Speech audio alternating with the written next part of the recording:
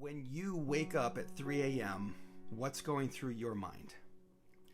Well, let's walk together and I'll give you a really effective way to quiet the mind again and get back to sleep fast, even if you don't think it's possible with your grief.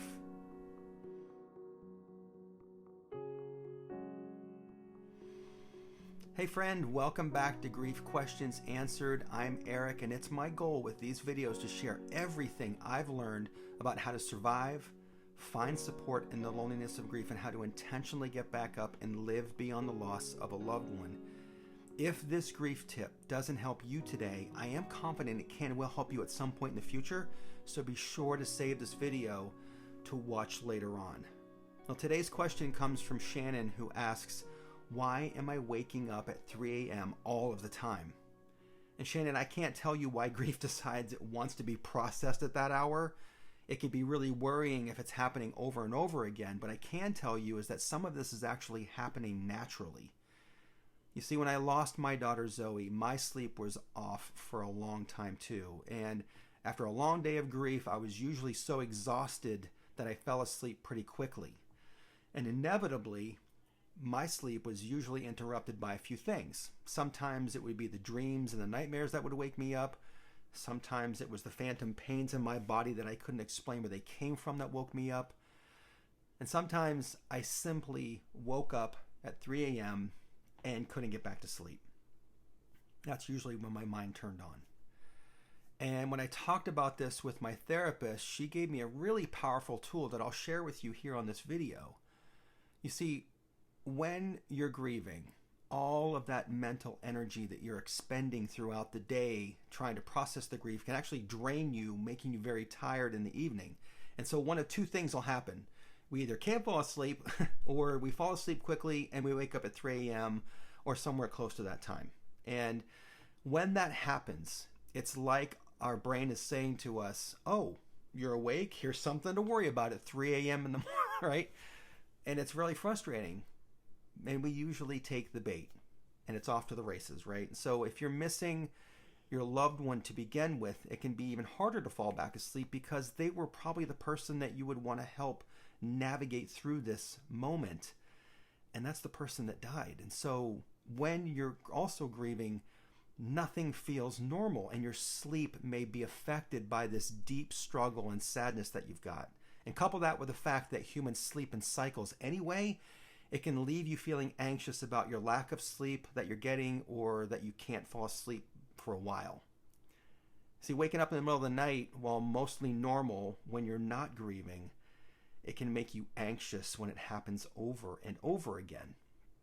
In fact, you might be watching this video at that time of the morning right now. And if you are, you may want to watch the rest of this video to learn how to quiet the mind and to fall asleep fast. And so here's what's worked for me, and that still works for me to this day when I still have those nights when I wake up at 3 a.m. So first, when you wake up and you can't fall back asleep, it's most likely because you're thinking about your loved one or something that is stressing you out. And so no matter what it is that wakes you up, I invite you to keep a notebook and a pen close by your bed. And so that when you wake up, you sit up, you grab your notebook, you grab your pen or pencil, and you write down those things that are stressing you out. Why? Because your brain is tired and it's trying to process those thoughts. And so by writing them down, you're telling your brain that you will deal with them in the morning and that you don't need to keep remembering it over and over again as you're waking up. And I do this all the time. And then in the morning, I look at that list of the things that I wrote down and I kind of prioritize when and how I'm going to deal with it. And if anything that you wrote down seems really negative or it's filled with self-blame, the first thing that you do that next morning is you call your therapist, your coach, your counselor, and you set up a time to meet with them face-to-face, because there are some really powerful ways to process those difficult emotions, and you don't have to do it alone. But usually, simply writing down your stressors and your thoughts can help your brain to settle down again. And another powerful tool is your breath. This is the tool that my therapist shared with me when I told her that I was struggling with my sleep.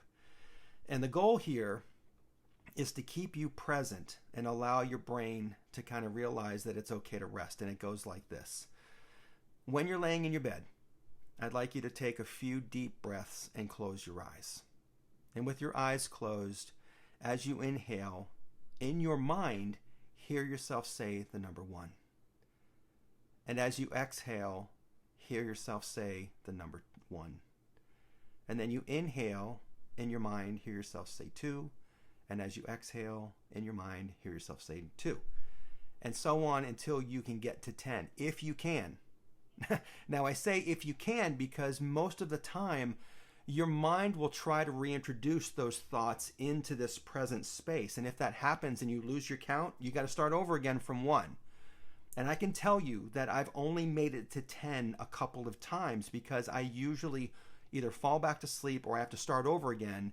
And by the time my mind is quieted, I have relaxed enough and with my breathing and that counting that I fall back asleep. Now, another way to help with your sleep is to avoid alcohol or other stimulants because your body will work overtime to process those, and it can actually not only keep you awake, it could be something that your body relies on to fall asleep in the first place. And if you're struggling with any of that, please reach out to your counselor or therapist. They can help guide you towards programs that can help. So Shannon, sleep is something that is absolutely affected by your grief, and couple that with the natural sleep cycles that we go through, it can take us a few weeks to not only get to sleep, but stay asleep and continue to process our grief. And eventually everything will kind of get back in sync. And so please know, though, that your sleep pattern or circadian rhythm will eventually sync back up. And if you're not really sure what a circadian rhythm is, it's these processes that help you to regulate sleep and alertness, your appetite, your body temperature, all of that. And your body is usually in a flow with that. And if you're having a really hard time with this, despite these things that I've suggested, reach out to your doctor. They may be able to help you alternatively. So as always, I hope this helps. Sleep is one of those things that we need so that we feel rested. But do you have another question about grief that I can answer for you? Let me know in the comments below.